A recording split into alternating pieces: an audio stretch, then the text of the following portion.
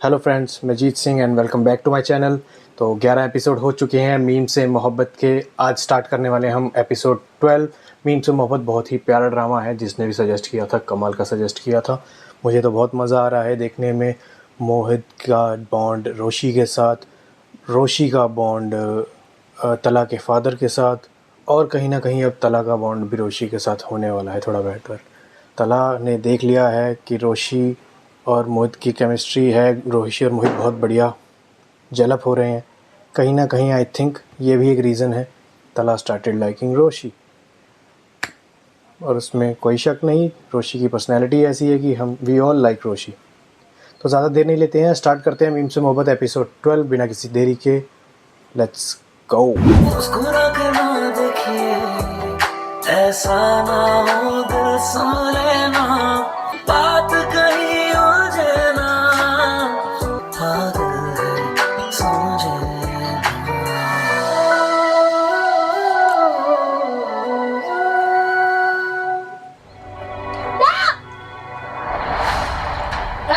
बिल्कुल ठीक है। दा is absolutely fine and hopefully आज वो वापस आ जाएंगे। मुझे अपना फोन दे। दा बिल्कुल ठीक है। दा बिल्कुल ठीक है। आपकी बेटी जैस्मीन को इस घर में कभी तंगी नहीं होनी भी नहीं चाहिए। यहाँ मेरी बहन की आंखों में आंसू आया और उधर बंदा। बेकरारी दिल तेरा पागल है समझे ना।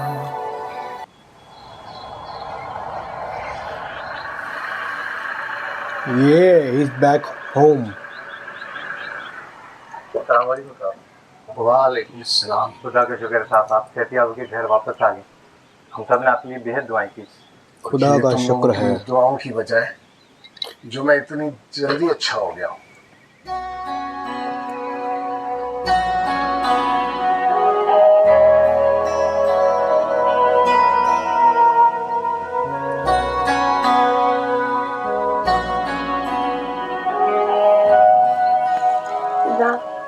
Okay okay.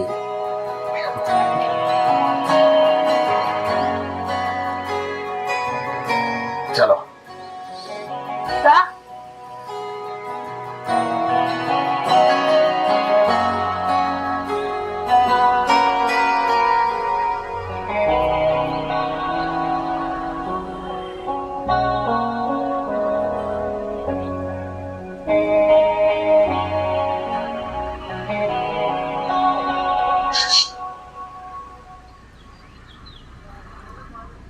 मुबारक हो।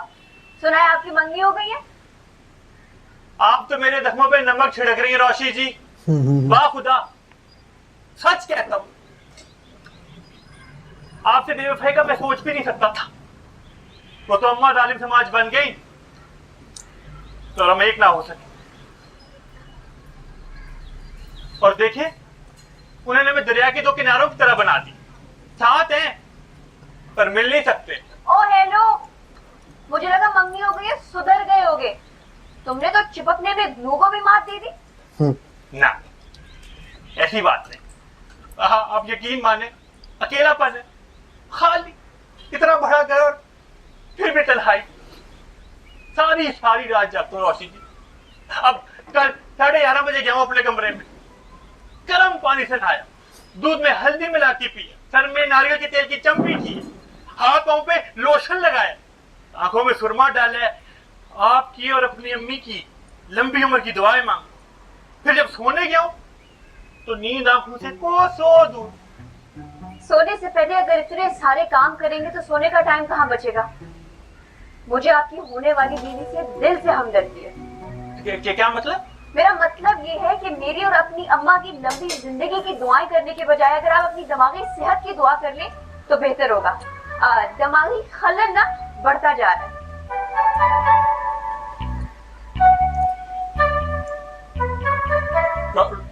रोशी जी, Come in.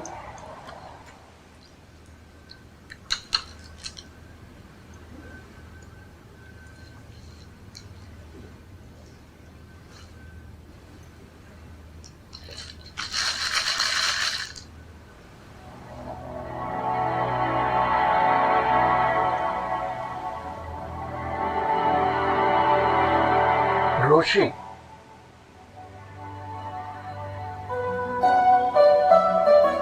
अस्सलाम वालेकुम, कैसे आप? First, I need to see your handsome and smart smile. Handsome, yeah. Smart, yeah. Smiles, really good. handsome and smart as always. Hands with a कोई शक नहीं. You've always been handsome and smart. You have lifted my spirits. Really? High five. There you go. आओ उधर बैठते हैं. Thank you. आपसे बात करनी थी. वो मैं हॉस्पिटल नहीं आ सकी आपको देखने के लिए. असल में मोहित मेरे साथ था. वो आपके और सतल्ला के ना होने से ऑलरेडी इतना परेशान था. मैं उसको हॉस्पिटल लाके और परेशान नहीं करना चाह रही थी. I am sorry.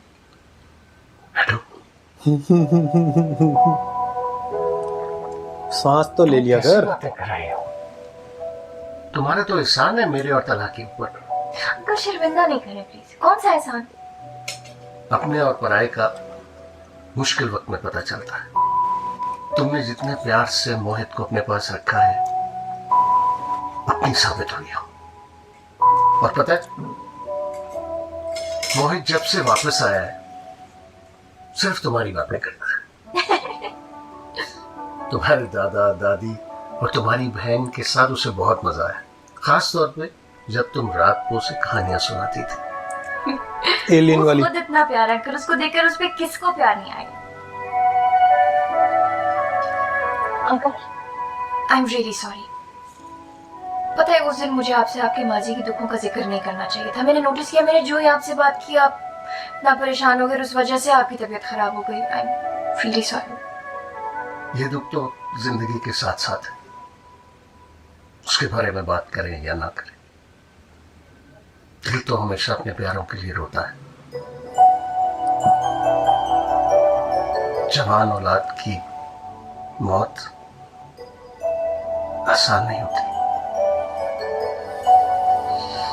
अपने गमों को भुलाकर मोहित के लिए जीने की कोशिश कर रहे हैं हम दोनों, तला और मैं. अंकल आपको पता है आपको क्या करना चाहिए. आपको मोहित का इलाज करवाना चाहिए. मैंने जितना टाइम उस बच्चे के साथ स्पेंड किया है मैंने रियलाइज किया है कि उसको सिर्फ ट्रॉमा है. देखिए with the best child therapist with the best speech therapist इन दोनों का कॉम्बिनेशन इतना कमाल का होगा. वो बच्चा बिल्कुल ठीक हो जाएगा. We just need to get him the right people. Mohit का इलाज चल रहा है. तला ने उसे सिंगापुर में एक डॉक्टर से कंसल्ट भी किया है. सब थेरेपिस्ट का यही कहना है कि वो ठीक हो सकता है. सिर्फ उसे पुरसकून और प्यार वाला माहौल चाहिए और थेरेपी की जरूरत है.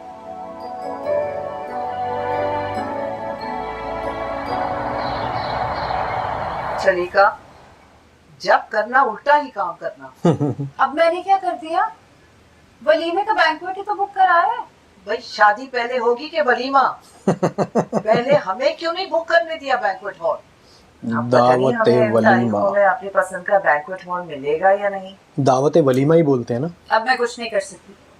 जलाल 3 लाख एडवांस दे आए. अब अगर वलीमे की तारीखों से पहले बैंक्वेट हॉल नहीं मिला तो शादी घर ही पे करेंगे. वाह वाह वाह वाह वाह वाह. मेरे एक लौते बेटे की बारात किसी शानदार बैंक्वेट में ही आनी चाहिए. शहर भरा पड़ा है शादी हॉलों से. और भाभी बेगम और भाई मियाँ अच्छा खासा कमाते हैं. खैर से 2 बेटियां हैं उन पे खर्च नहीं करेंगे तो किस पे खर्च करेंगे? ससुराल का मामला है कहेंगे कि मैके में रिश्ता तय कर दिया. बता रही हूँ अम्मी जरा खुले हाथ से पैसे खर्च कीजिएगा. मेरी ससुराल में मेरी नाक मत कटवा दीजिएगा. सरीका हमने कभी उन्हें तुम्हारे घर आते जाते नहीं देखा. इकलौते बेटे की शादी पे तो बुलाऊंगी ना. अम्मी बता रही हूँ पहनावनियां बहुत अच्छी होनी चाहिए. जलाल के भाई बहन उनके बच्चे उनके मामू ममानिया चचा चची सबके जोड़े बहुत कीमती होने चाहिए. अम्मी ये बाबा की ममानियाँ चचियाँ खालाएं मैंने तो आज तक नहीं देखी. क्या ये रातों रात पैदा हो गई है? तुम चुप करो. बड़ों की बातों में नहीं बोलते. मैं जरा आता हूँ. और गली का चौकीदार दूध वाला, बार वाला, कूड़े वाला, ये तो सब रह गए। इनको नहीं दोगे जोड़े? तुम्हारी इज्जत का सवाल है। अरे आप तो बस हर वक्त मुझ पे तंज करती रहती है। खैर, मैं ये बताना चाह रही थी कि मैं माही को अपने साथ शॉपिंग पे ले जाना चाहती हूँ। मैं अपनी बहू को शादी और वलीमे के अलावा परी के सारे जोड़े उसकी पसंद से दिलवाना चाहती हूँ। उन सासों में से नहीं हूँ मैं जो अपनी बहू को उसकी पसंद से कुछ पहनने ओढ़ने भी ना दे।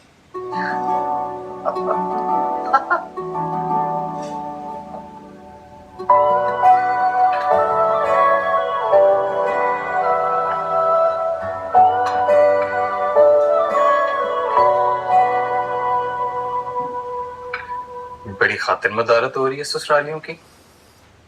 ज्यादा खुशफहमी का शिकार मत हो। ये सब मैं अपनी फुप्पो के लिए कर रही हूँ। पप्पो के लिए तो बातें भी जाके सुन लो पप्पो की। अगर सदफ मामी के लिए वो एक खतरनाक नंद थी तो तुम्हारे लिए वो एक खूंखार और जालिम सास बनेगी जिसके आसार अभी भी वाज़ेह। तो तुम हो ना मेरे साथ। अगर वो सास बने तो तुम जलाल पापा जैसे शोहर बन जाना। तुम बाबा को नहीं जानती, उनका तो वो हाल है कवाकब कुछ नजर आते कुछ। अब इसका क्या मतलब है? छोड़ो, जाने दो। अच्छा चलो अम्मी की बातें जारी सुनते हैं। वो इतनी मजे मजे की फरमाइशें कर रही हैं और नानी का बीपी हाई हो चुका है। आज ये देखो, जो जो चीजें तुम्हें इसमें से पसंद आती हैं तुम ले लो माही। सच दादी जान? सच। मेरा सारा जेवर तुम दोनों ही को तो दूंगी मैं। जो जो चीजें तुम्हें पसंद आ जाए तुम ले लो, जो रोशी को पसंद आए वो ले लेगी। ये सलीका ने क्या उल्टी हरकत की? वो सलीका है, कभी कोई सीधा काम किया है उसने? देके भाई भाभी को मुश्किल में डाल दिया। सुलेमान बेचारा अब लगा है बैंक्वेट हॉल ढूंढने में। रोशी आओ ना, देखो दादी की ज्वेलरी कितनी प्यारी है। तुम भी पसंद करो। तुम खुद देख लो, मैं बिजी हूँ। सुना है तुम बहुत मसरूफ हो। मसरूफ भी इतने कि फुर्सत तुमसे मिलने को तरसती है। उड़ा ले मजाक मेरा। That was deep. अनकरीब मैं इससे भी ज्यादा बिजी होने वाली हूँ।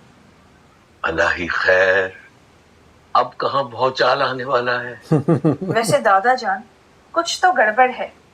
ये बहुत देर से अपने आईपैड पर कुछ मशकूक हरकत कर रही थी। मैंने झांक कर देखना चाहा तो मुझसे आईपैड छुपा लिया। सो फ्रेंड्स, इसी के साथ मीम से मोहब्बत एपिसोड 12 का पार्ट 1 एंड होता है। मिलते हैं अगले पार्ट में। Bye bye.